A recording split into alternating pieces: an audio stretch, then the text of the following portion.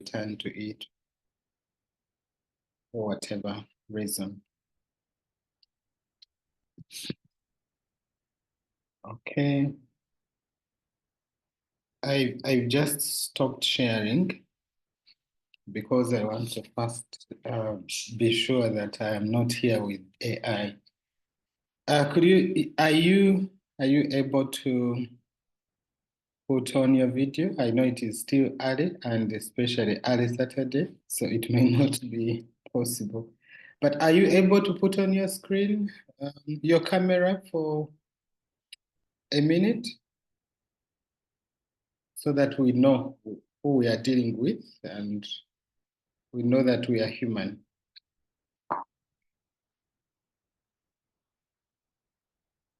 If you're not able to put it on, you let us know. It is very understandable. Okay. Kayom Destiny, Katsime is there. Adoch Comfort, are you there? Ligan is there. Thank you. For good. Yeah, I'll just check those first few pages. Okay.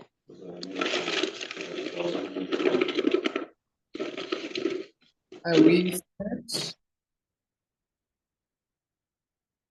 Okay.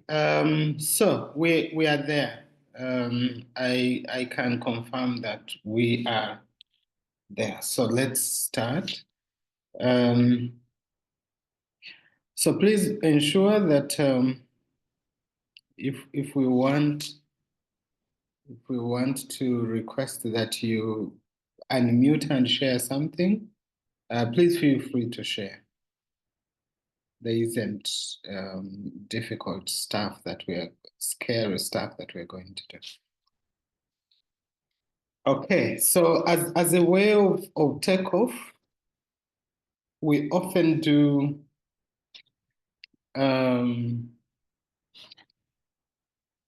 few things. So we often do icebreakers to shake us out of bed, to shake us out of whatever slumber we might be in, and to ready ourselves for work and for school. So here we are. This is our first icebreaker. Quite a short sentence. The baby cried. The mother gave her milk. I just want to learn from you. When you hear that, what comes to your mind? What basically, what sense do you make of this? I'm asking that, and I do expect that you come through. Feel free to unmute or put up your hand and share with us. The statement that we have is that the baby cried, the mother gave her milk. And so we are asking, what exactly comes to your mind when you see this or when you hear this? So I'm going to put off that, and then we have a reflection for a few minutes, and then I will put my slides back. Kayom. Thank you so much. What comes into my mind could be the baby is hungry and what the mother thought of, and milk could be the only solution by then. Okay. You think the baby is hungry and the mother is thinking that this baby needs milk. And so the mother gives the baby milk. Okay? Yes. Yes, Penny? Thank you very much, Doctor. Good morning, everyone. It's lovely to see you. When I saw that statement, being a mother myself, It quickly took me back to the days when I would be very tired, sleeping, and then the baby cries. And without thinking, before you even check to see if the diaper is dry, before you check to see if the baby is comfortable, the go-to thing that you do is to feed the baby. So when I saw the statement, it took me back to days of having little babies. Yeah. Brought back memories. Okay. So you and colleagues, I do hope you have your notebooks. Feel free to write a thing down, write what people are saying. But also I want you, as you share, I want you to know that from that statement, you can write a paper of 5,000 plus words.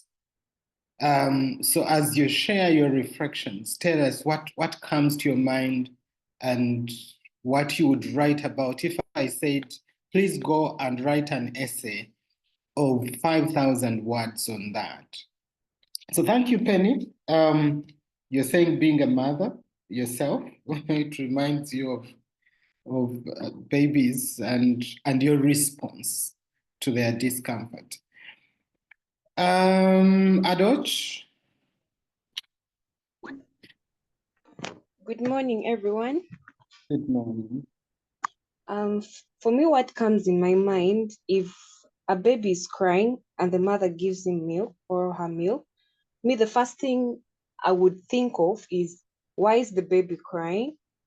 To first find out why the baby is crying. Probably is the baby hungry, or maybe there's something else paining the baby. But since babies can't talk, there's a possibility of them just responding through that cry. So I'll first think, why is the baby crying? Is the baby hungry, or is the baby not feeling fine? Thank you. Okay. Yeah, if that happens, Adoch is saying she would raise questions. Why are you crying? And colleagues, as we go forward into reflections, reading and writing, one of the things I alerted us to is the context from which we write or speak. And of course, you can already see context coming through. While Penny says, being a mother, and drawing from that experience, Adochi is saying, being a mother, Penny will not ask questions. She might act from everyday experience and practice. But I am hearing Adochi saying, I am going to raise questions and ask, what's wrong with this baby? So I don't know whether Adochi is a mother, but then I can see that Penny is speaking from a position of motherhood, and that Adoch might be speaking from a different position.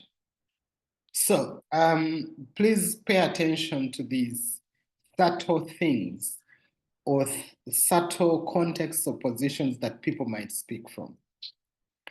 Yes, Regan?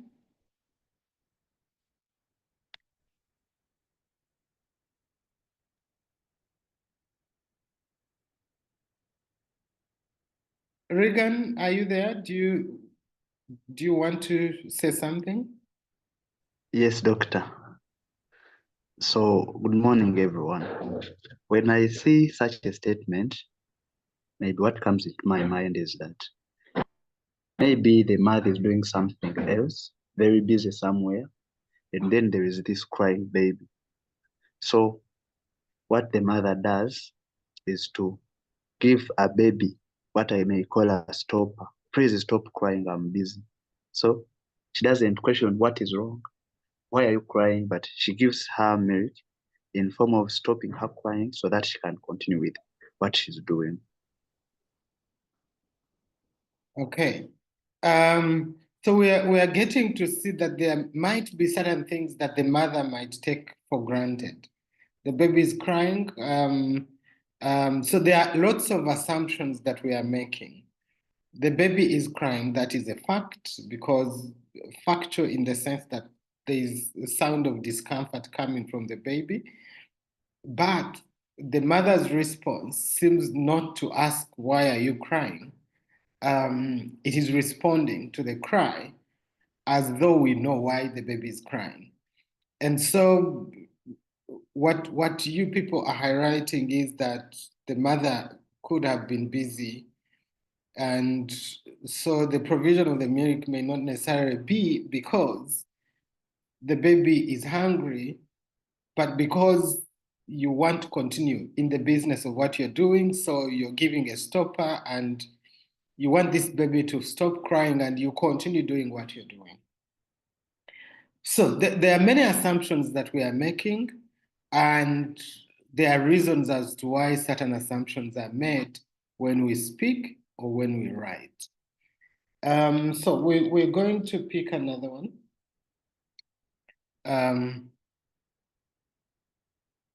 We are going to, Shafiq, are you there?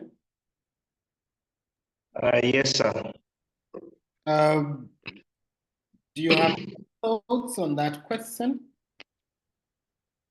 Yeah, I think I have the same because I would think there is a natural bonding between the mom and the baby. So sometimes it's easier for them to understand the reason why they are crying. Yeah, so I agree. The baby was hungry and the mom thought of giving the baby. Okay. So you are thinking there is a bond between the mother and the baby, and that the baby ought to know why, the mother ought to know why the baby is crying. And the fact that the baby gave the milk, the mother gave the milk to the baby, it could be that the baby was hungry. Okay, so you can see it's just one short sentence, but there are many things that come to our mind when you hear this. Is Alice there? Alice, are you on?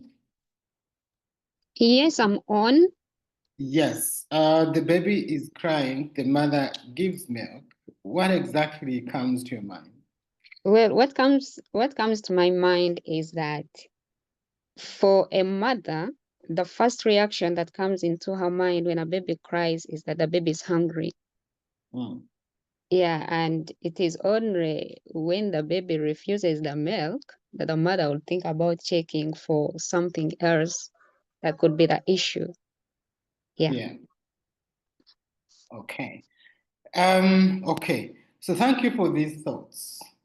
The reaction, the bond, the mother's knowledge of the baby's communication of their needs, and all that. So I'm going to ask again, Penny, if you're there, if this was a story and you want to give it a theme, what theme would you give it?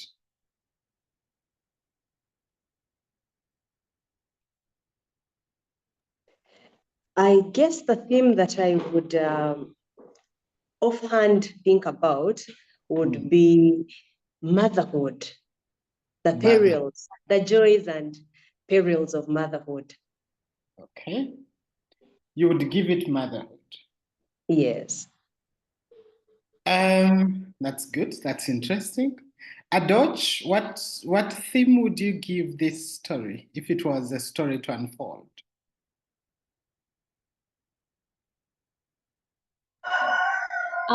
In my own understanding, I would give care work, mothers being responsible for taking care of the baby. Thank you. Care work. Okay, that's interesting. Care work. You would give it care work. One last one. Who wants to give us their theme? Who wants to come through? What theme would you give the story?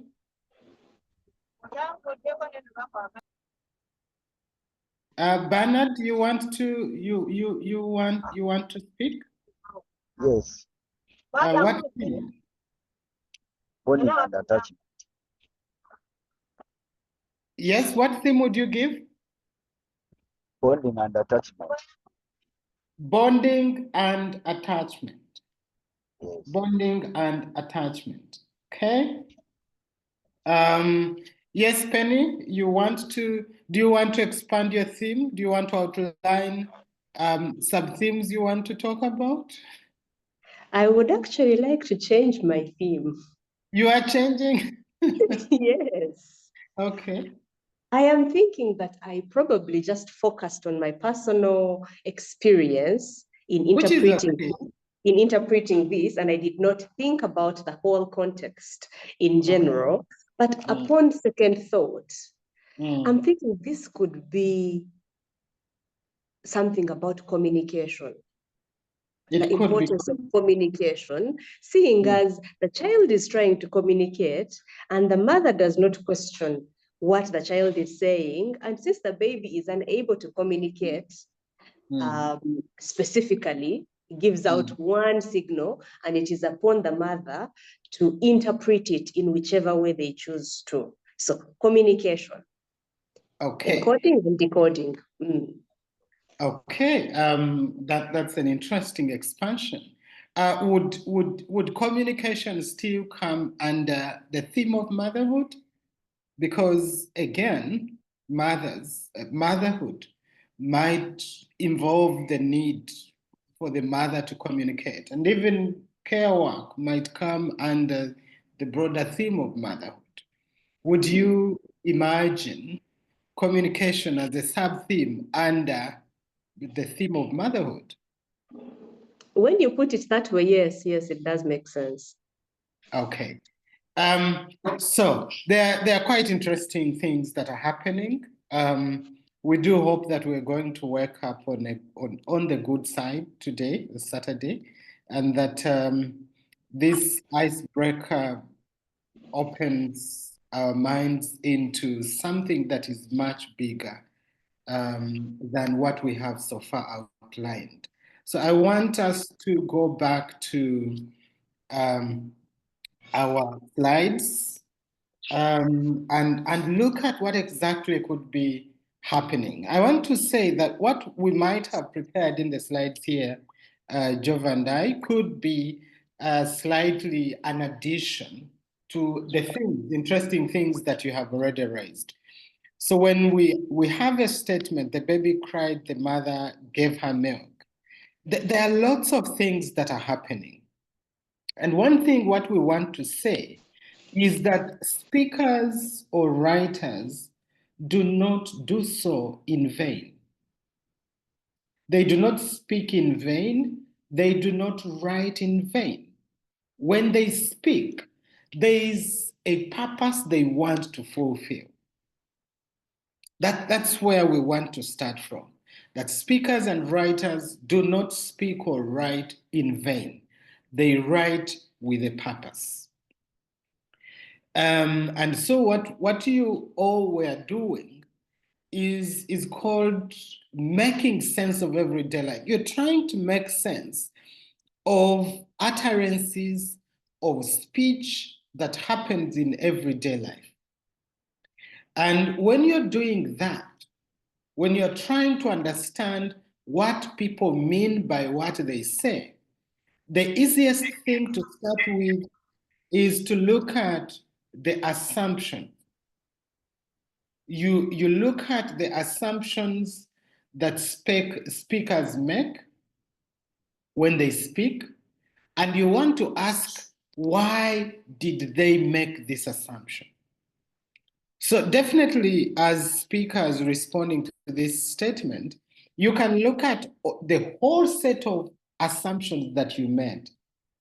That the mother was in full knowledge of the baby's experience, that the baby's cry signified hunger, that, there are lots of things that we assume when we are writing or when we are speaking.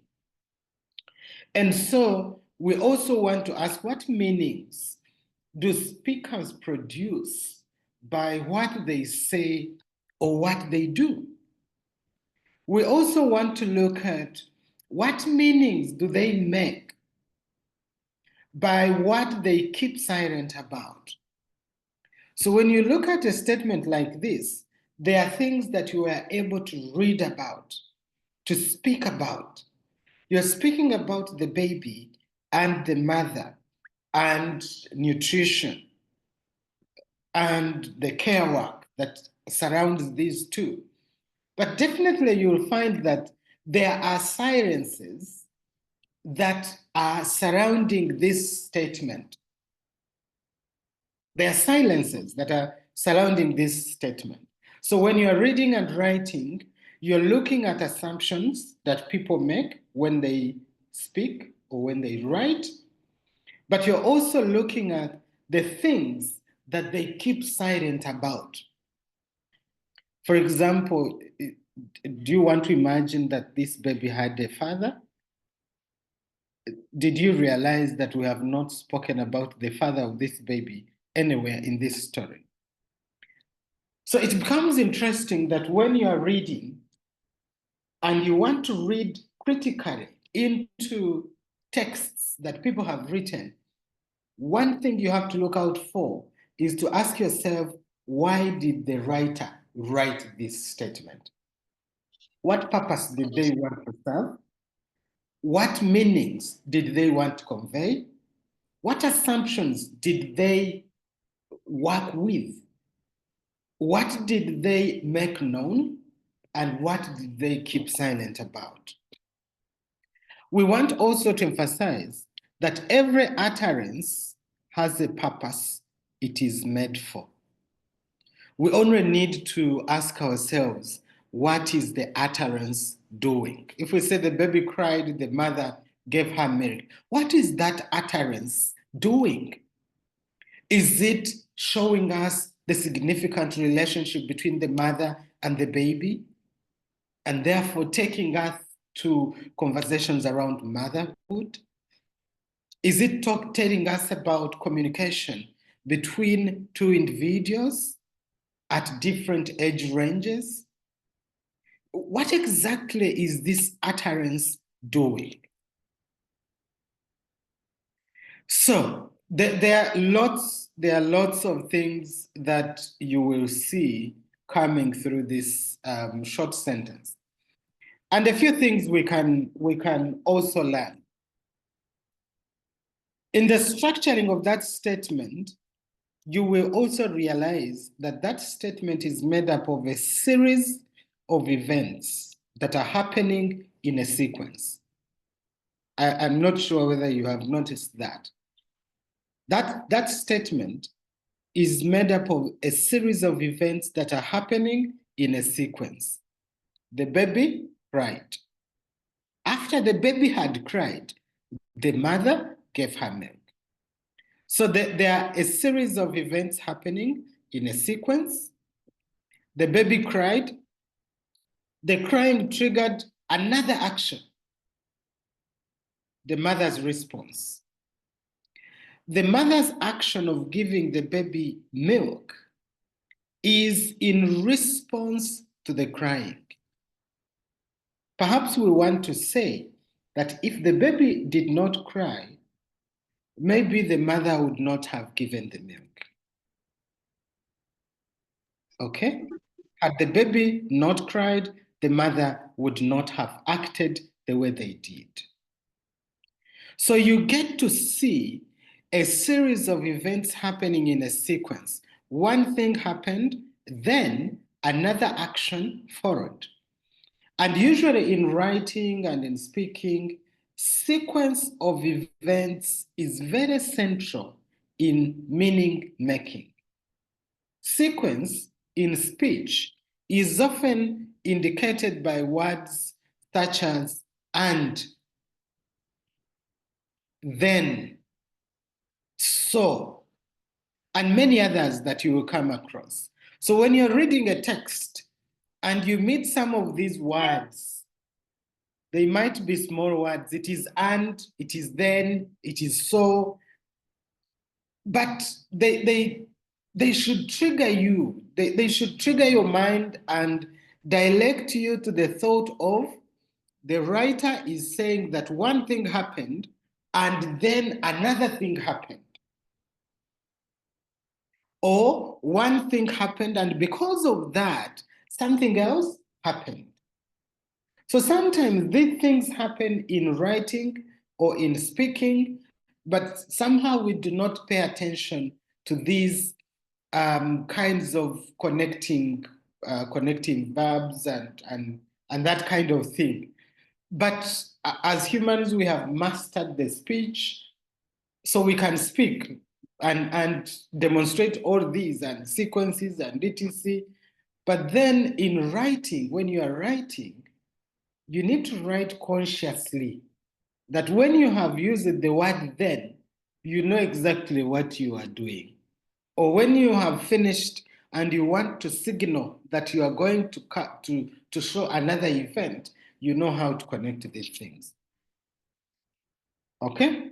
So we are noting that through that short statement, once these things occur in writing, they alert the reader of the relationship between things and relationship between actions. So you can ably see the relationship between the child and the mother. But you can also see that the statement alerts us to the relationship between the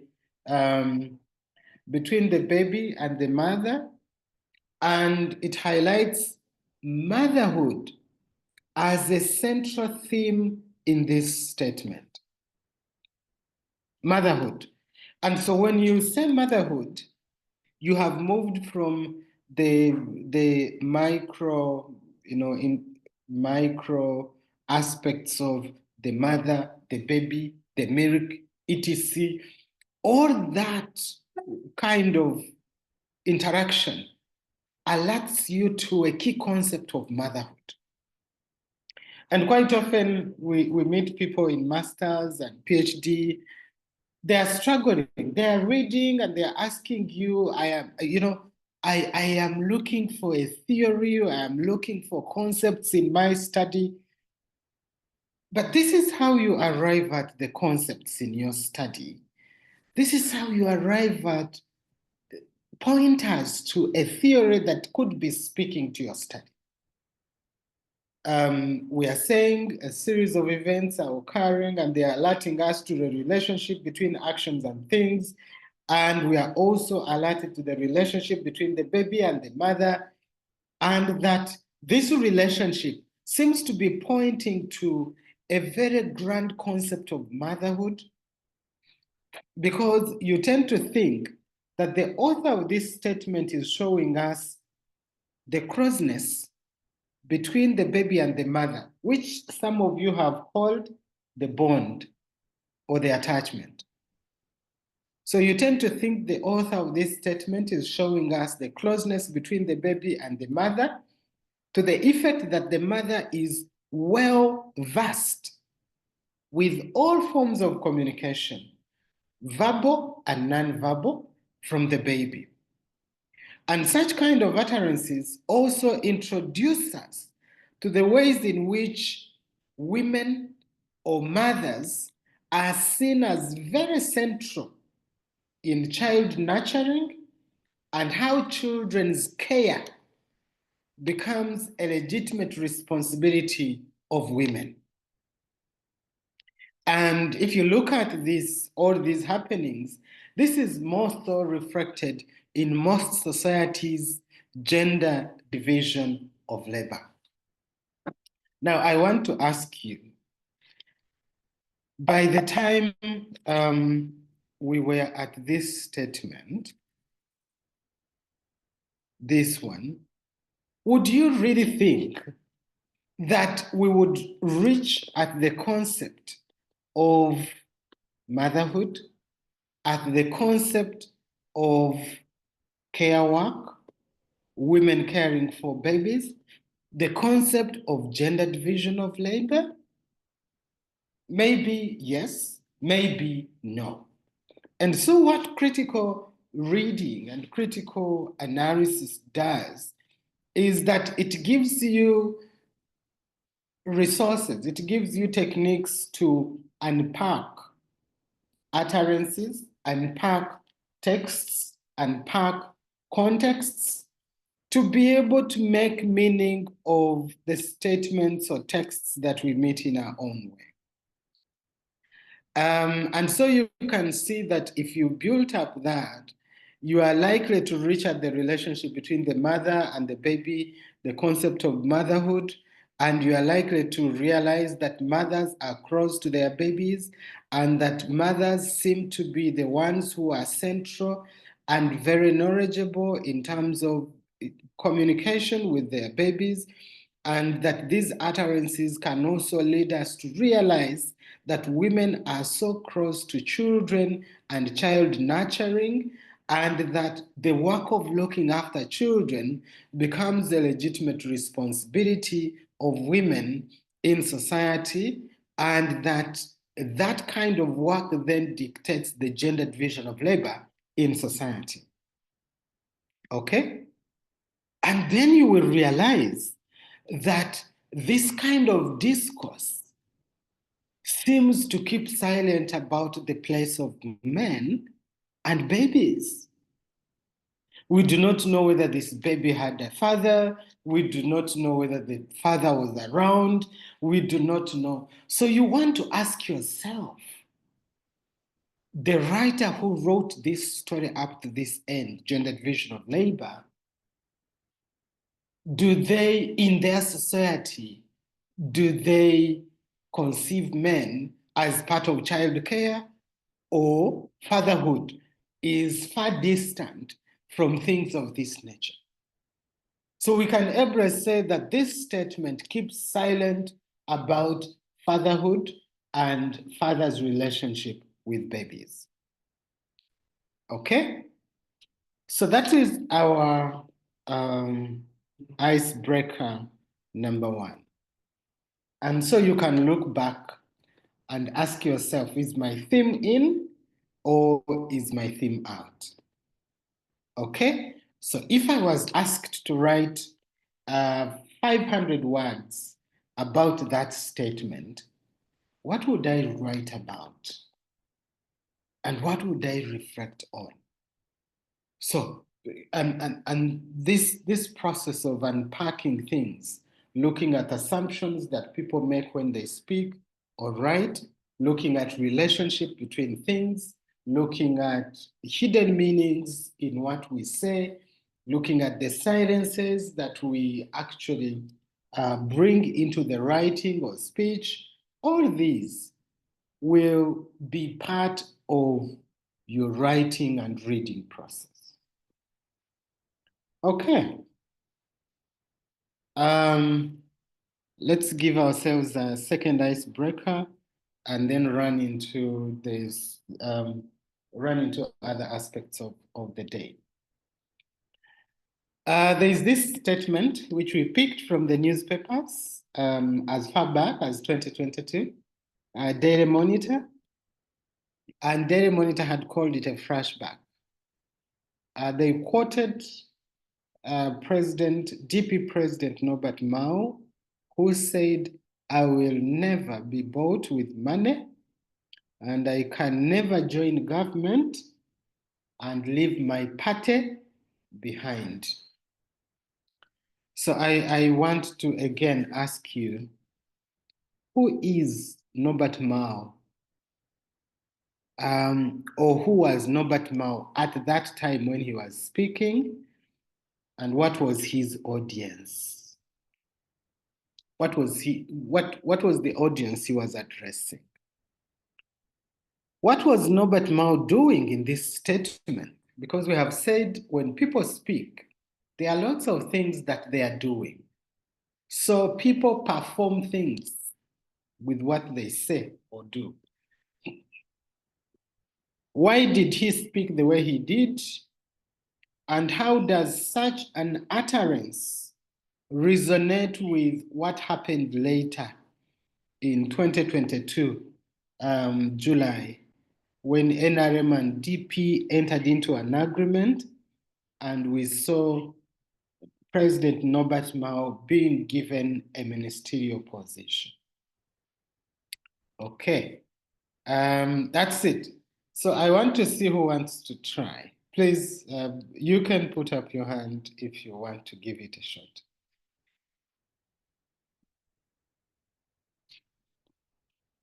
Anyone wants to try?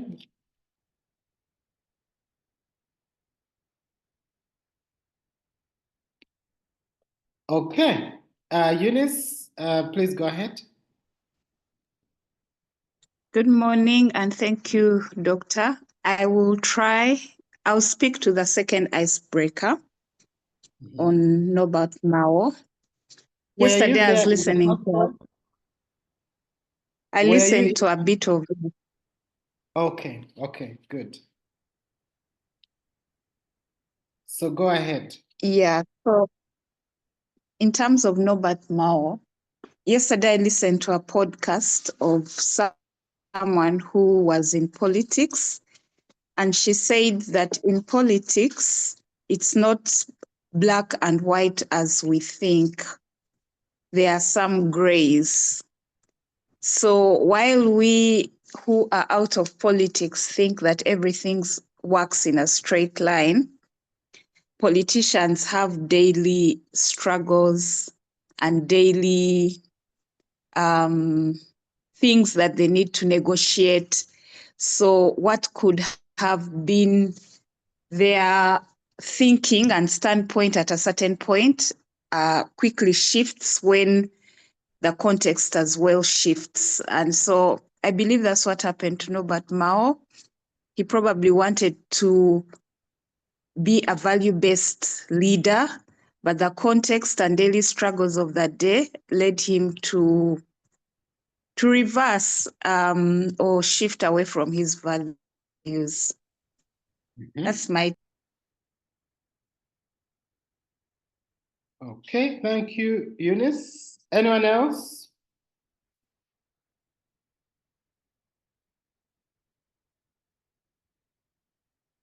Anyone wants to try? Okay, Adoch, go ahead.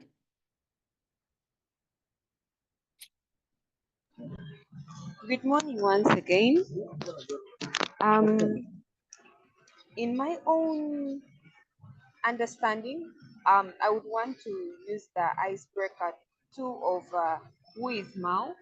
I think Mao is like, okay, was the DP president by then, and then the audience was addressing, I believe he was addressing either the general public or his supporters, or probably even he was mainly addressing those of the opposition of the DP. That's what I think I can say about this statement of who is Norbert Mao and what was his audience. Thank you. Okay. What do you think he was doing when he says, I will never be bought with money and I can never join government and leave my party behind? What do you think he was meaning? I think he was meaning trying to convince his people that he's never leaving his party for anyone, or he will never leave like his people and all that, and money cannot do anything to him, whether they try to convince him, influence him to join the other parties, he will not. So that alone can bring in this thing of yeah, the government is trying to buy literally everyone from other parties to join them, but for him he's saying, I'm standing in my ground, I am a man of my words and all that. But at the end we end up seeing him changing, so we can't tell much about it. Thank you so much. That's good, Adoch. Anyone else you want to give it a try? Okay, there's Quizera, please go ahead, and then Penny, be ready. Yeah, good morning once again. So I want to think, one, who was Robert Mao by then? Robert Mao was a dedicated president, party president, that's DP. Two, what was him doing in this statement? I think Mao could have been responding to a certain critique or a certain rumors that he was joining another party because of money. So what he was doing was to respond to those audiences, or maybe to talk about some people who had already shifted or who had already sidelined with the leading party, and he was showing his standpoint. Why did he speak that? Because maybe there were some rumors that Mao is also doing as some others are doing, or Mao is being given money to change to the other party. So he was someone who was dedicated by then, and he thought that couldn't happen, or he was assuring the audience, whoever who was maybe criticizing him or assuming he was doing so. And maybe because of the context, as the first speaker said, when things change, sometimes we forget to reflect on the words we said first, and he ended up joining the other side. Thank you. Okay, thank you so much. Please, as you reflect, note the breakdown of these things. So there is the statement, and maybe it could be the context. You want to write a paper, whether a newspaper article, or you want to write a journal article, and you want to write about a certain situation. Break it down. What do you want to write about? And when you break your things down like this, who is Mao? In that, first exhaust who Mao is, okay? And make sure if you want to say anything about who he is or was, you finish it there. Then go to the second. What was so in that way, you find that you give a detailed account, and you are likely to avoid any repetition, something coming in from bullet 1 into bullet 2 or 3. You avoid repetition, but you also pay attention to specific things, and you write a coherent piece of work. So I really like you guys taking on question 1, it means this. Question 2, it means that. And you'll find that question 1, 2, 3, 4, they are all contributing to a single argument, understanding who Norbert Mao is in the context of what he said. Last one, Penny, you had your hand up, and then we move to the next thing. Thank you very much, Doctor. I would like to have a go at these questions as well. I had elected to sit this one out. Then I realized that I can actually say something about it without being controversial. Yeah. So who is Norbert Mao, or who was Norbert Mao, and what was his audience? From the statement, we realized that he uttered these words on the 6th of March, 2022. Yeah. At the time, Norbert Mao was the DP president, and even right now, he still is the DP president. Yeah. We realized that at that time, he had just come out of a general election where he was running against the government in power as a presidential candidate. He had made his bid, he had not gone through. And so he was, for lack of a better word, a failed president at the time for the country, but he was still the running president of a party, of a major national party. What was NM? What was he doing? What was Norbert Mao doing in this statement? Now, I would like to look at this in the context that we are in right now, because we realize that on 21st of July, he was appointed a minister in the running government, in the ruling party, which is not the party that he is heading or was heading at the time. So if we go back and try to imagine what was happening in March, remembering the fact that in July, that very year, he was appointed minister, we can safely assume that negotiations had already started taking place between the Democratic Party, which was his party, and the NRM, which is the ruling party. So if negotiations were already taking place to come up with a coalition or to come up with some sort of a way to work together, and now in March, when we assume that they're already talking, he says, I will never be bought with money. I can safely assume that probably a sum had been mentioned behind the curtains, before Norbert Mao speaks, probably a sum has been mentioned to him to convince him to move from DP and join the NRM. And now he comes and addresses the press and says, no, I can never be bought with money. He's probably communicating with more than just the press. He is telling the people that are trying to buy him off that, no, I am not for sale. And he says, I can never join the government and leave my party behind. I still believe he is communicating with more than just the press. He is telling the people that he's in negotiations with, that no, for me to go anywhere, for me to move, if I am to join the party,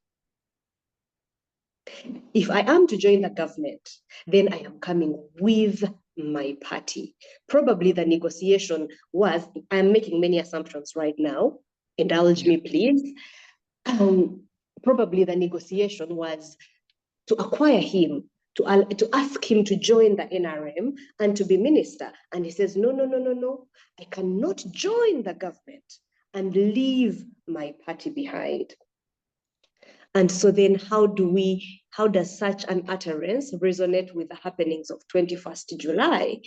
We realize that on 21st July, he actually starts to work with the government, but he does not start to work with the government alone. Even though there's some dissenting voices in DP, he came with the entire party. There was a coalition between the NRM and the DP, and there was an agreement that the two parties would work together. So we see that Norbert Mao in March communicated, and his communication was understood and acted upon. He comes and joins the NRM, but he comes with his party. I do not know. I do not want to say that he was bought, or maybe he was not bought with just money. He says, I will not be bought with money. Probably he could be bought with a ministerial appointment. I do not know. But from what has happened in July, we can safely say Norbert Mao was communicating on more than just one level. He was not simply saying words for the sake of saying words or for the sake of politicking. It was a negotiation tactic. He was actually communicating with government at the time. Good. Thank you so much, Penny. I'm going to return to that. Let me first, I saw Nelly. Nelly, you had something to say. Let me see. Nelly, are you there? Please unmute and share. Yes, I'm here. I just wanted to say something small about this icebreaker too. First of all, it was saying who is and was Norbert Mao. Norbert Mao was a DP member and a politician with as a same time a lawyer. But then mostly I want to talk about the statement. I think in my own understanding, it was because he wanted to he was meaning to like distance himself from allegations that people were talking about at that time. So he said what he said because people had started seeing what he was doing. So he said that to stop the rumors that were actually going on. And then I also wanted to talk about the second one. Why did he speak the way he did? He spoke the way he did because it was a strategic political move, because politics has a lot of things. For him, it was a strategic political move. Maybe he wanted more gains, mostly I think from the government side, because he saw the side there's nothing going to be there. And Yeah, that's what I wanted to say. Good. Thank you so much. Allegations and distancing self from the allegations. So these are quite interesting reflections. And for each one of us on this call, there's a joke that I made in the week. I don't know whether you saw it in the social media, that the procrastination conference, which was organized for a particular date, was postponed. I don't know whether you make sense of that. Procrastination conference postponed to a further date. Now, procrastination is that, situation where we find ourselves postponing things. You want to write, and then you're looking for all reasons to say, I think let me write tomorrow, or I will write next month. The things you are talking about, you guys, you will realize that they are so well thought about. They are so picking up on situations that have happened or have been written about. So you are speaking as if you're quoting literature, We are talking about Norbert Mao in March, and around this time, this is happening. He had aspired for presidency previously, and he had not been successful. So it's like you're quoting literature, and then go on to say he seems to be assuming, he seems to be distancing himself from allegation. And if you can go in the media, somebody has already written about allegations of politicians being bought by the ruling party. So you're speaking in a very neat way that is connected. And I don't know whether, if I asked each one of you who has spoken, whether you can put what you have said in writing. And that's the dilemma we have, procrastination. That we tend to, when we postpone the capacity to write, we actually inhibit our potential, our capacities in this way. So listening to this, digesting of this icebreaker, I can see you have greater potential to write, that you actually have the capacity to write a newspaper article that is giving a critical analysis of the happenings of DP at that time.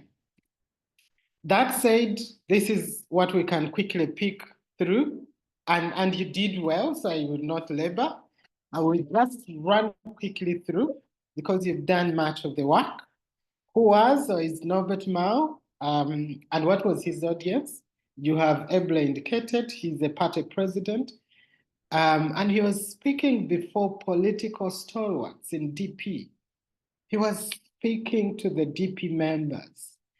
At that time, Norbert Mao was dressed in party colors.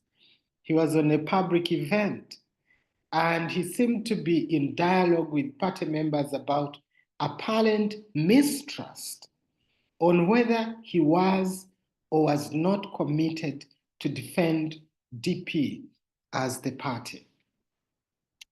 And you have spoken about that, but just mark my words. My words have been rehearsed and so they contain a little bit of concepts and etc. What was Norbert Mao doing in this statement?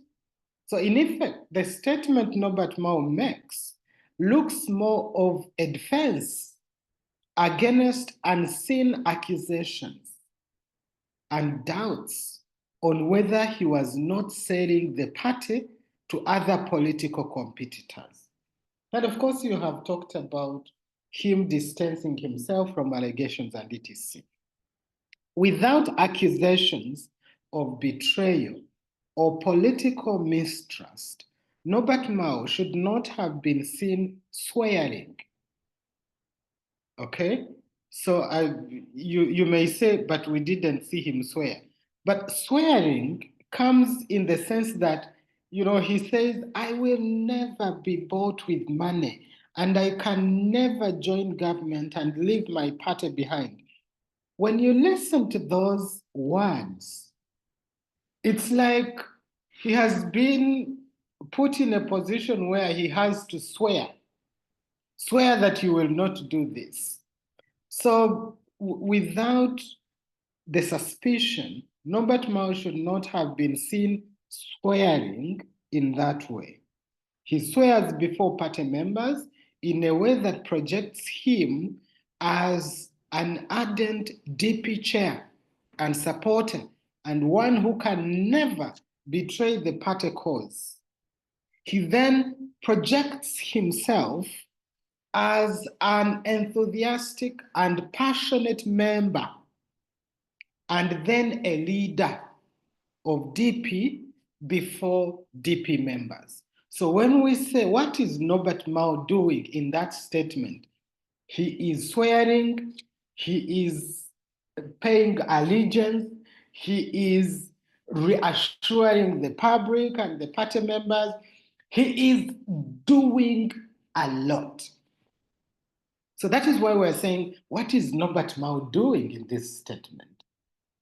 He is doing all that and perhaps much more, as you have indicated. So we want to say that the utterance alerts us to the apparent friction between DP and government, that perhaps his actions as a chair point to possibilities of Norbert Mao having been bought, and we put bought in quotation marks, because he's saying he has not been bought. And we are seeing silent voices challenging him as having been bought by government. And what this story tells us, it points to a possibility of transactional politics. It alerts us that somewhere somebody is buying others in politics, transactional politics. Because then Norbert Mao says, I cannot be bought with money. This also introduces us to the possibilities of thinking that some political actors do buy others for certain motives. You can also ask, if one cannot be bought with money, can they be bought with something else, e.g. positional power that comes with the political appointment? As Penny had said, maybe he was not bought with money. He was bought with something else. So you then get to see that, we ask, how does such an utterance resonate with the happenings later on? You can then say that whatever that happened on July 21st was not strange at all. It seems it was something that one could predict, given the apparent accusations that Norbert Mao had to contend with some time back. Perhaps, now this is me concluding, perhaps Norbert Mao will never be bought with money and can never join the government and leave his party behind. Perhaps this makes sense why he joined the government, allegedly, with DP as a party. Okay? So, let's go back to that statement. This was just a statement. But when you look at how you have read into it, how you have unpacked it, how you have spoken about it step by step, this is how you write. So this is how you write. You only need to be conscious of, what do I need to pay attention to when I start writing? Describe the context. make reference to any other existing knowledge around the topic you want to write about. And when you draw on the literature, enable us to understand what is that literature that you have brought in doing. Do you want to use it to justify the argument you are making? Do you want to use it to illustrate the argument that you want to promote? Do you want to use it to argue against? What exactly are you doing with that literature that you have brought?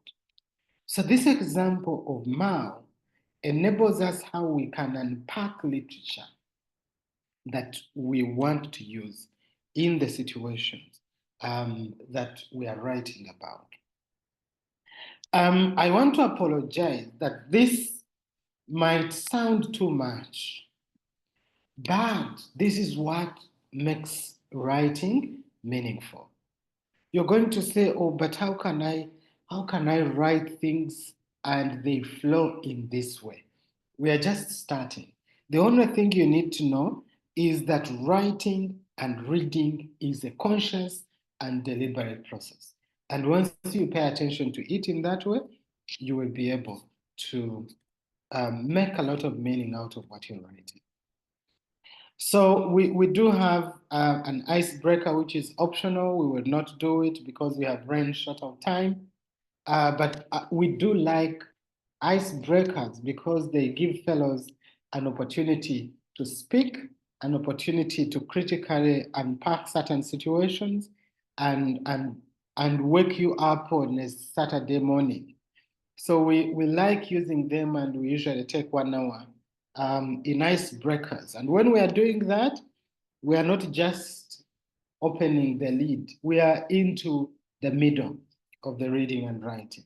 So this optional icebreaker will come to you at another point, and we will speak about it in detail. Okay, so I just remembered that I gave you an assignment for you to read and for you to listen and write something about these 2 short videos. So, can I then request to know from you, what did you learn from the 2 videos? I have removed the presentation so that I can listen from you. Did you watch the short videos, and what did you like from the short videos? I'm going to start with Catherine. Are you there? Yes, Doctor. I'm around. What did you like from the short videos? First of all, I learned that there are very many things that we don't pay attention to, and they are really useful. For example, in the first video that we learned, that I watched, the one of being a good reader, they actually mentioned many things of having a notebook, having a pen, underlining after reading the whole paragraph. And actually, we've been doing these things, and somehow, somewhere, we were failing to do it the right way. You find that you just underline, you just read a few things, the vocabularies you find, you don't take time to note them and to know what they mean. And at the end of it all, you read, but then you might not pick everything. Then in another video, I learned that we are not just reading to finish, but then you have to warm up and read, and then give yourself some time to rest and probably meditate on what you've been reading, and there you can go well. That's what I learned from the videos that I watched. Good. Thank you, Kathy. That is really, really good.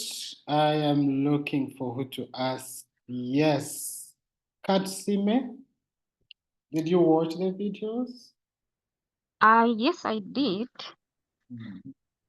And well, one of the things I learned from the first video about how to improve your reading comprehension is that as I read, one of the things I have to do is to make my reading more interactive. I should try to interact with the author about what he or she is writing about by asking questions. That is, what does the author want to communicate to me? Or what are some of the things the author tries to answer? What are some of the questions I have that the author tries to answer? And then another thing I have learned from this, something I have rarely been doing, is that as I read, I need to always move with a book and a pen and always try to note down some of the things I read that are really very important. And then also go back and once I'm done reading, try to internalize or try to explain or put into meditation what I have read to see whether I can actually reflect or whether I can actually remember whatever I picked from the reader. And then in the second video, I also learned that I don't need to dive so deep into the reading at the beginning. I could start off by warming up, as someone previously said, before I can go into deeply analyzing what the text is about. Yeah, basically that. Thank you. Okay. Warming up. Yes, warming up. Shafiq, did you watch the videos? Yes, I did the first one. Mm-hmm. And what I learned is that sometimes you have to read out loud for you, to better understand what you're reading. And also, I realized that at times I used to read while listening to the audio. So I think when I watched this video, I realized that it is always good, like to read at the same time, listen to the audio as well. Okay. Okay. Thank you. Eunice?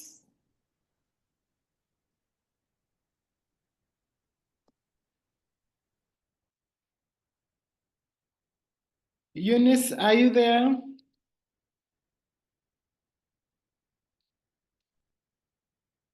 Yes, I'm here. I was unmuting. Thank you. A lot has already been said. I'll speak specifically to the second video that gave us a template to work with, which is KWL. I found the example very illustrative, the example of what you already know, what do you want to know, and what have you learned. And so, and the example of Albert Einstein was really quite useful. What the person already knew about Albert Einstein, what they wanted to know, and what they learned after reading the book. So it's something that I would like to apply going forward, the KWL approach. Thank you. Okay. Penny, are you there? Yes, Doctor, I am here. By speaking further on these two videos, I think I run the risk of repeating what my friends have already said. I watched them. I found them very informative. They were a very good reminder on how to read well and how to understand. I would like to just thank you for pointing them out to us. They are a very good resource. Good. Yeah, and that is to say that I do return to these videos quite often, even when I have been in the business of teaching, research, writing, reading.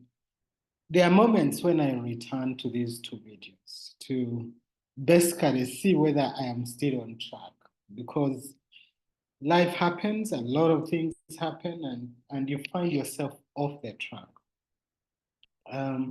So these smaller, simpler videos just illustrate how deliberate you need to be in the process of reading and writing. They basically remind us that the process of reading and the process of writing is not a haphazard process. It's not something that needs to be treated as though it was a coincidence, or as though it is something that can be done by anybody anytime. Of course, being at Makerere University, there are moments when I want to go and read from the main library. And when I go in the main library, I usually go into Africana section, which has history, archives, what. That's where I usually go. And there is a reason as to why I go there. When you are in the library, you feel you are in a space that demands that, reading and producing knowledge. But imagine you've gone for a lecture and the lecturer says 5 minutes to the lecture that they are no longer coming.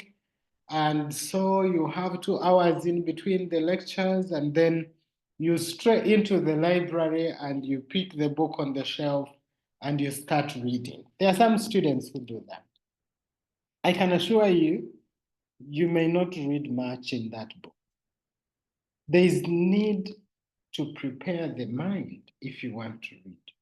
You need to prepare. You don't just need to find yourself with a book when you don't even know the title of the book, you don't know the author of the book, you don't even know whether the book was written by one or many people. It makes reading very tedious. And so, reading for comprehension is something that needs to be done deliberately. How do we read? What do we do before reading? And so we need to treat reading and writing as a deliberate process. And we need to know that there is a theory behind reading and comprehension. So we want to say that when one sets off to read anything, whether you're going to read the Bible or Quran, or you're going to read a newspaper, the key motive is really to comprehend the text and be able to do something. Sometimes we read because we want to write, or we want to communicate, or we want to improve our intellect. And so these short videos are just reminders of the few things that we need to do, tips on how to read and be able to understand and be able to remember what we have read. Because as a master's student, as a PhD student, as a university student, there are many things that you're going to read. So you don't want to read a book and then tomorrow you come back to it because you have forgotten what you read yesterday. Okay? And so we want to look at how do we read. We want to say that at a personal level, you want to establish what exactly motivates you to go and read or write. Are you doing a project? Is your supervisor on your case? Or why are you reading? Why are you writing? And so we've been given a few tips. And I look forward to you practicing these tips. But one of the reminders has been that you should never read a book without a pen and a book in your hands. Surely, you cannot read a book or an article without a pen and a book in your hands, and then you because I mean, even if it is a novel, I know Penny, the literature person, even if it is a novel, if it is your novel, you want a pencil, and as you read, there is something you want to mark and keep track of. So a book and a pen is the beginning point, so that if there is something that you have discovered, you take note of that. You write it down.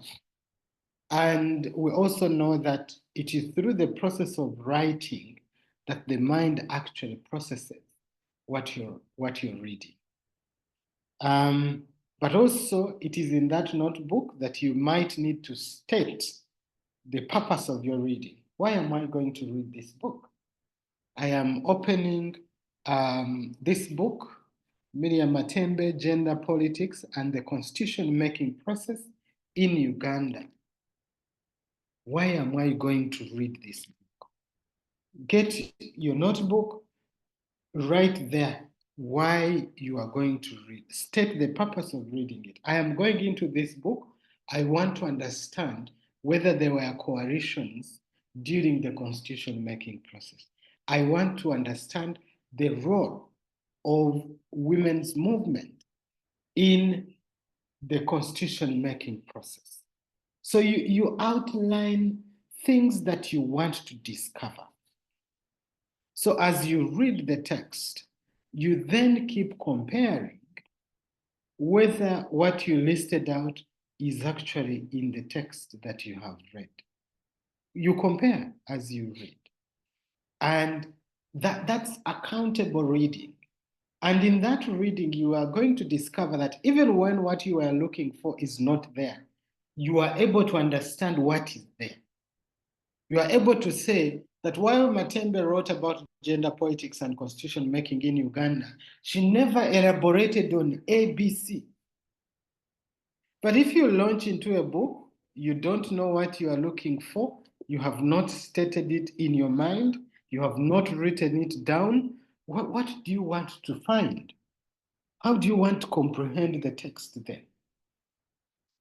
So these are some of the tips that you can use. We've also been told that you should not highlight or underline anything before you complete reading a sentence, or preferably a paragraph. Okay? Because meanings are constituted in sentences and paragraphs. Now, you have opened the book is on masculinities. And because the assignment you're doing is on masculinity, the first sentence says, masculinities in Uganda, and now you have started underlining. What exactly are you underlining? What are you underlining? So you find that somebody ends up underlining the whole chapter they have read. So what are you underlining? So it is important that you allow yourself space first to read, finish the paragraph, and then ask yourself, what is this paragraph doing? What is the author doing in this paragraph? Are they defining a concept? Are they illustrating a concept? Are they stating the assumption? What exactly is this paragraph doing? And in that way, you are able to highlight knowing what the paragraph is doing. You need to ask yourself, what is the argument in each of the paragraphs or sections or the chapter of the book that I have read? We also want to remind ourselves that when we are reading and writing, we need to ask, whom are we in conversation with?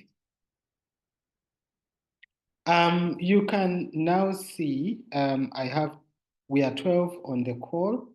But I know all of you.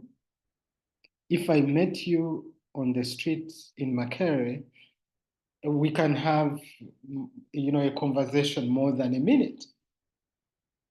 And that is basically because I know who you are.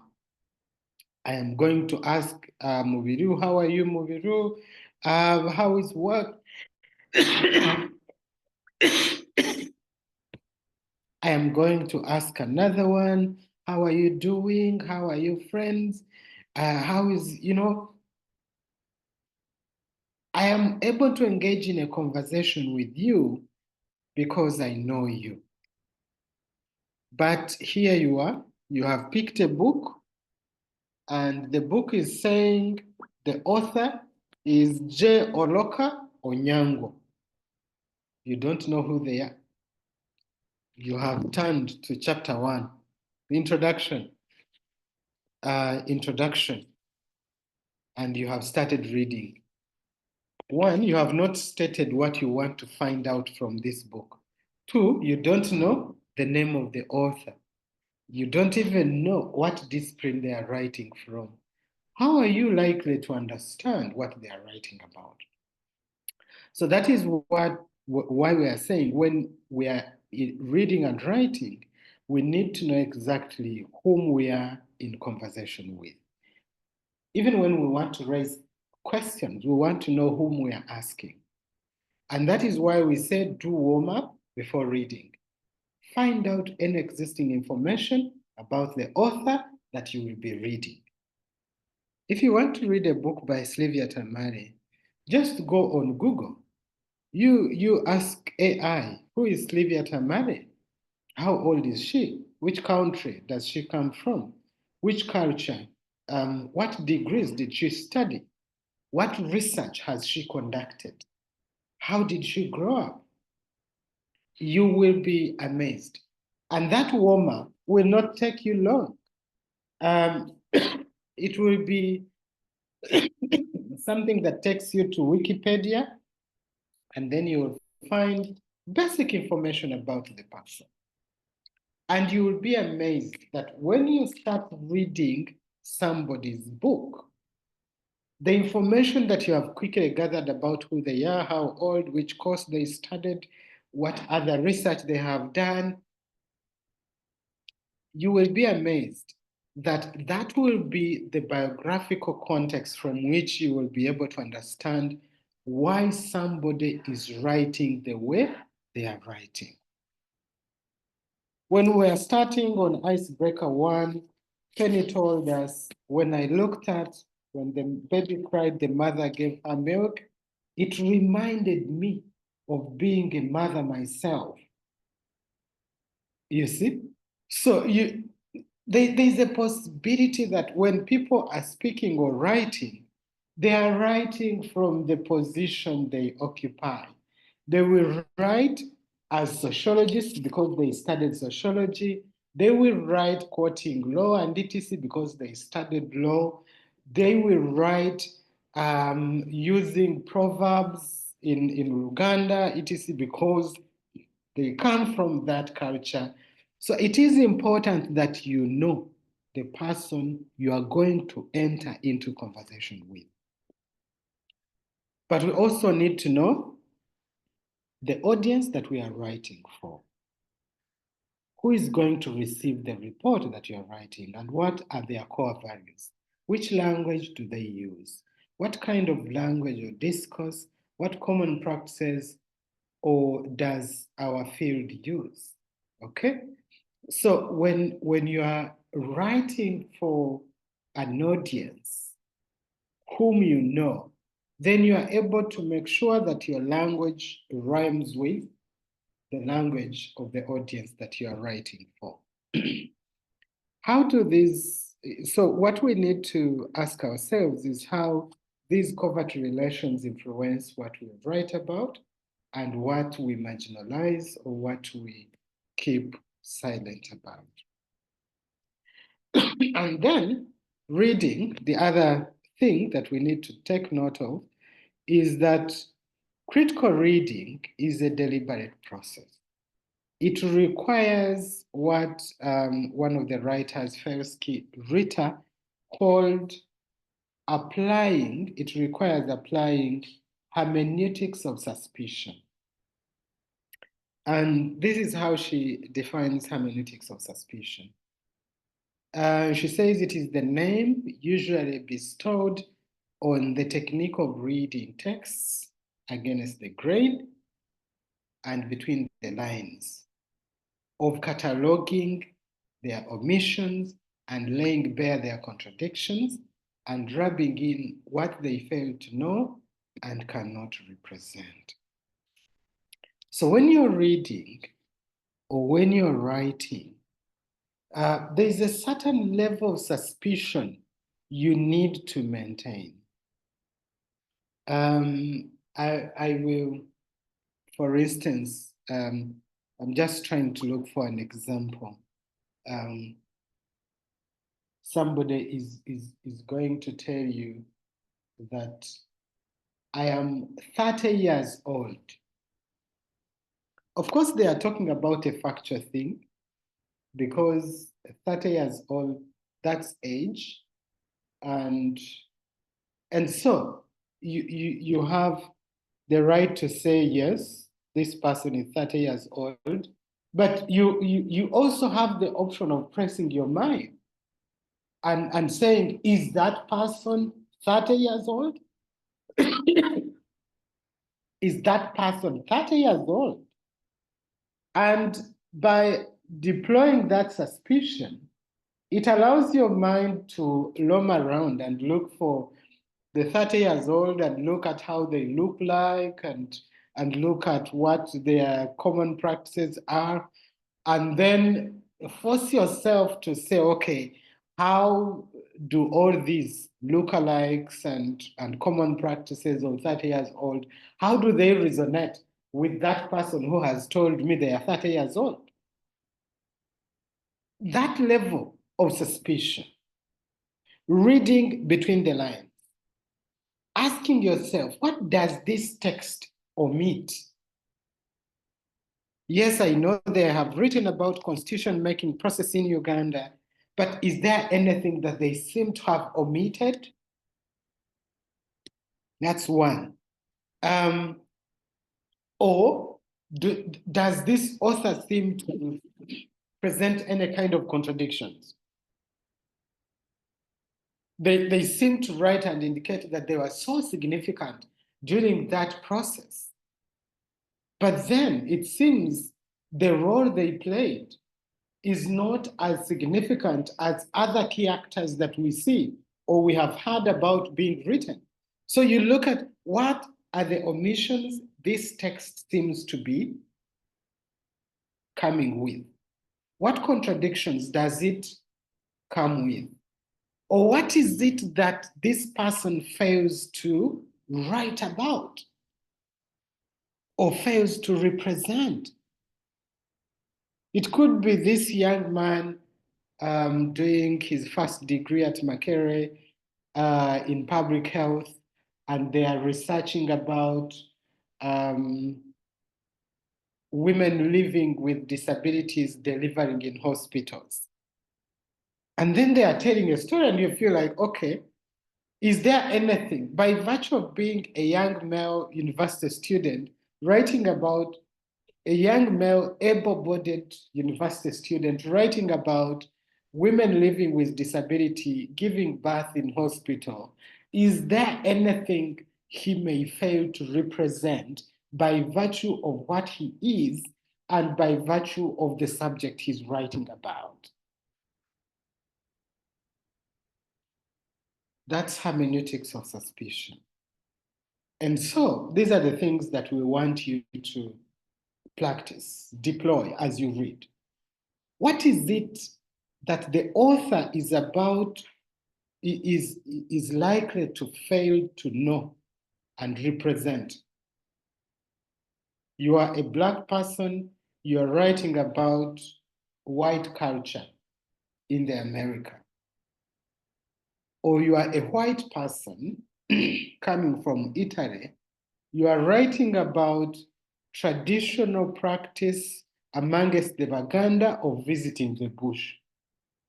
What exactly are you likely to fail to know and to fail to represent by virtue of who you are and what you're writing, by virtue of who you are and what you know, but also what you're writing about? And so you find that every text is likely to come with those kinds of gaps.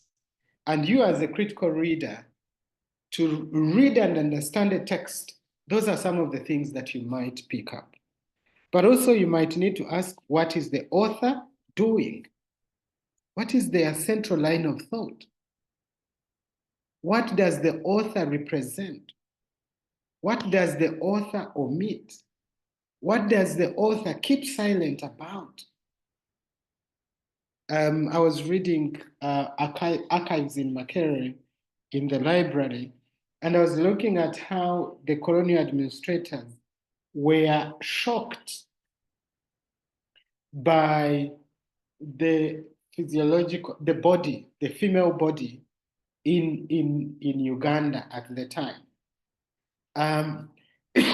Some of them, those who came with Albert Cook, the one who established Mengo Hospital, at first they thought that because women were carrying heavy loads on their head, that is why they had hips. They had looked at the hips as some kind of deformation that comes as a result of heavy overload on the head. And you could see that this is some kind of failure to know because of the culture that somebody is coming from. But you also need to ask yourself, what assumptions do the writers hold?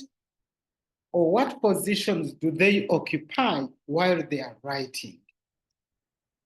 So if you're occupying a position of a white colonizer and you're writing about the indigenous communities in Uganda, again, the whites, they were writing about women in Lango and Acholi, and they were talking about how the women there were extremely bad-mannered.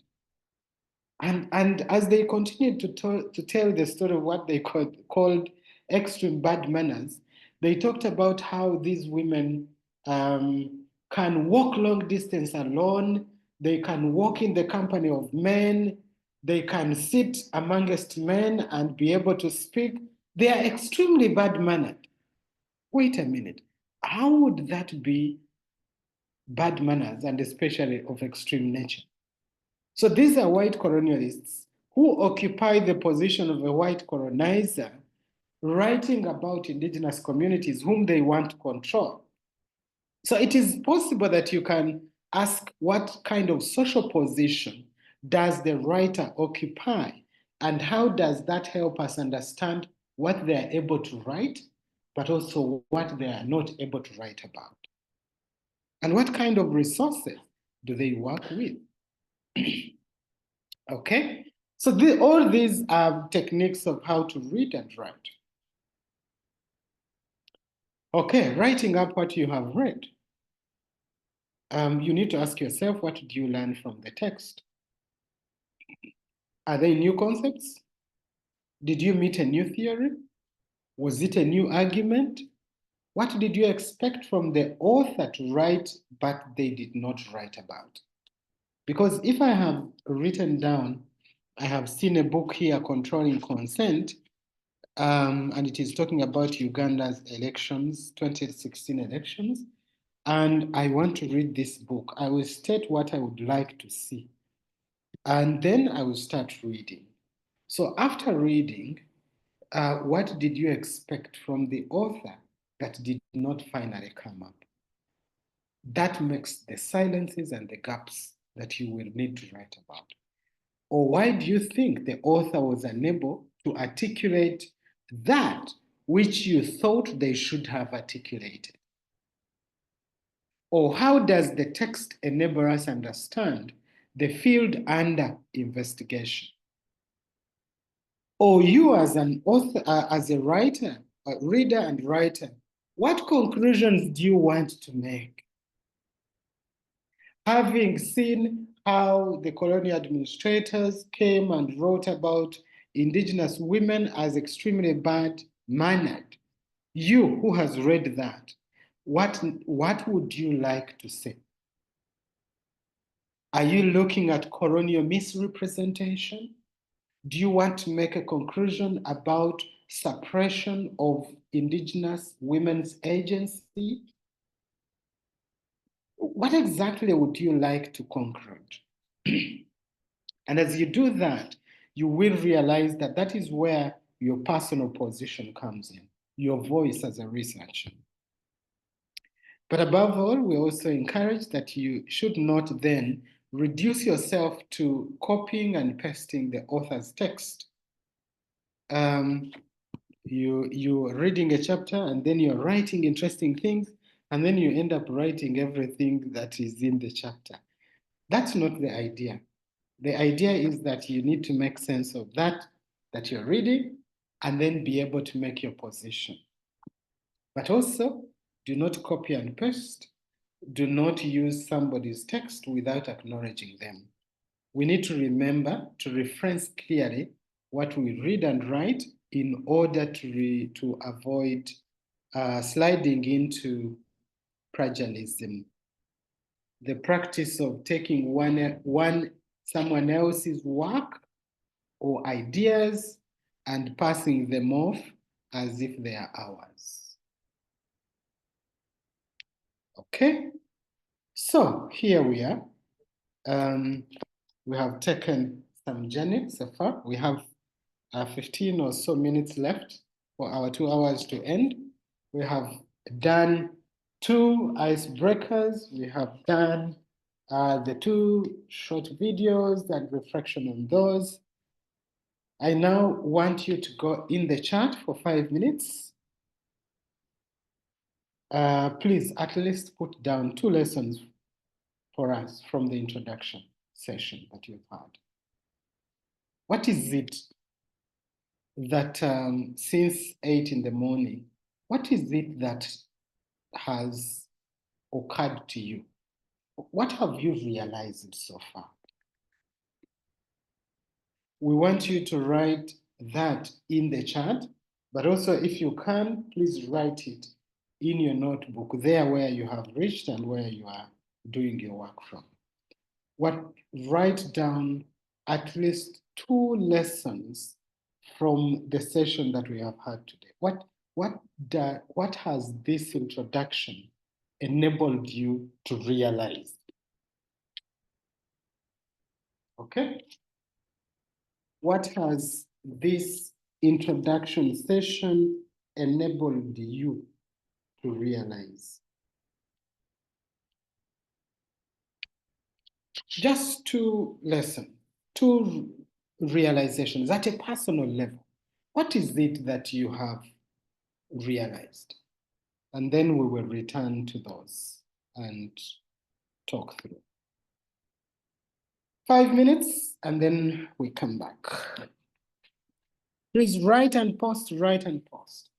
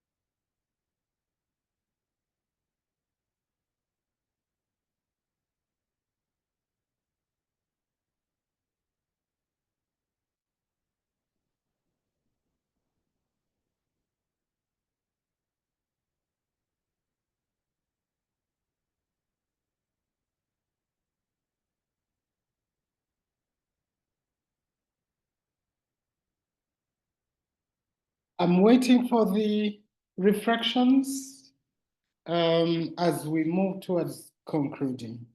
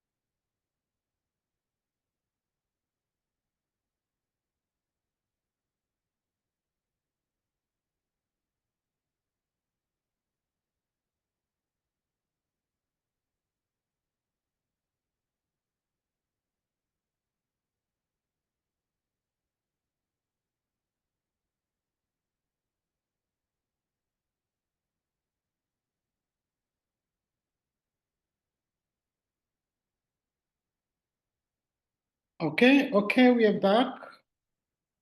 Let me check our lessons, reflections. That's what you have been enabled, what has enabled you to realize what? Okay, Eunice, doing an expansive warm-up and getting to know the author more extensively before beginning. And number 2, identifying what the author did not cover or is missing or needs further reflection. Good. Movilu, I have learned that one simple statement can introduce us to a number of theories and also never to read a book without a pen or a notebook in your hand. Kathy, I have realized that I always need to prepare my mind, know what I want from the texts and their backgrounds as well. Ligan, I've realized reading is an activity that requires preparation, thorough preparation, starting from preparing your mind to preparing the materials, and that reading and writing requires us to pay attention to every detail. I also need to be having a notebook and a pen always while taking on my reading. Kathy, Katsime, I have learned that every reading text has a purpose it is intended to deliver, and it is important to find this out while you're reading, and that reading is a process that should be done in a deliberate way. Yes. Kayom, a single statement can generate a story. There is need to think critically while analyzing situations. And Penny, I have learned never to approach a text blank. I should first articulate my expectations. That is, this way, I can analyze the author's argument and their ability to meet my expectations, identify the gaps in the text, etc. Next, that I should approach reading as exercise, warm up, main event, cool down periods. Yes.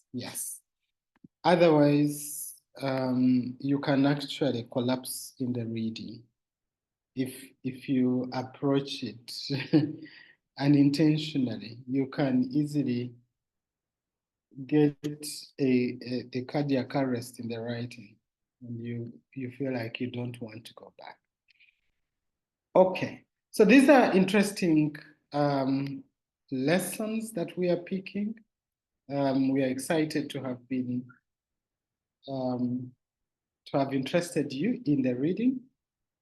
So here is the takeaway, the lesson, the assignment that we go with, that we're going to do in the course of the week. between 17 and 22nd May, you're going to take a reading, each one of you. And that reading, you're going to use the techniques that we have just shared with you to do the reading, and then you will write a short essay, at least 500 words, showing the main argument in the article and what you found interesting about it, and you feel free to reference other authors beyond the article that we have given you. And once you have done that, you will submit your short essay to that email by Thursday, 22nd May in the evening, so that we will have enough time to read and give you feedback when we meet next. So we have Penny, Kayom, and Catherine. You will be reading Judith Butler, 1988, Performative Acts and Gender Constitution. Eunice, Alice, and Shafiq, you will be reading Western Zimmerman, Doing Gender. And then Joy has not come. Nelly, Bernard, Adoch, and Ligan, you will be reading Batliwala's Feminist Leadership, Clearing the Conceptual Cloud. So I am going to share these straight away to you so that you are able to start on your assignment ahead of time. So that is it for today. It's been a pleasure taking you on this plane. I do hope that we have not lost you. And I do hope that if you are given another choice to say, do you want to take the course, that you would say yes, you want to come again and again. So I want to stop it here. In the next few minutes, I will be sharing the readings so that each one of you can pick their own reading, and then you can start working in the week. If there is any question that you want to ask, feel free to get to us either on email or the WhatsApp group. We will be able to help you in the course of the week. Thank you so much, and have enjoy the remaining part of your weekend.